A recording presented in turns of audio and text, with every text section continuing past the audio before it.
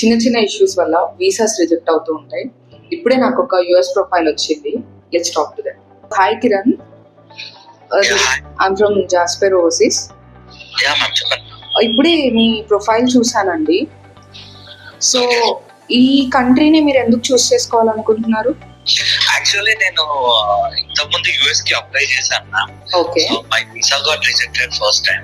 So second time కూడా మళ్ళీ apply చేద్దాము అని చెప్పి మీ ఆఫీస్ కి కాంటాక్ట్ అయ్యాను. ఓకే, సో మీ ప్రొఫైల్ చాలా స్ట్రాంగ్ ఉందండి.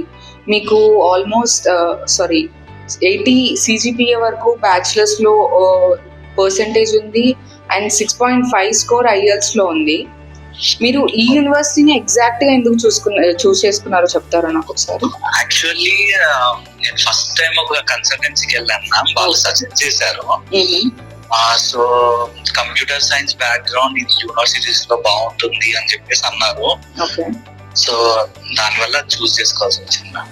ఇంత స్ట్రాంగ్ ప్రొఫైల్, మరి ఇంకా బెస్ట్ అండ్ టాప్ యూనివర్సిటీస్ వస్తాయి. ఒకసారి ఆఫీస్ కి రండి, మళ్ళీ మనం అప్లై చేద్దాం. ఇలాంటి కేసెస్ మేము ఆల్రెడీ డీల్ చేస్తూనే ఉంటాం. You don't worry.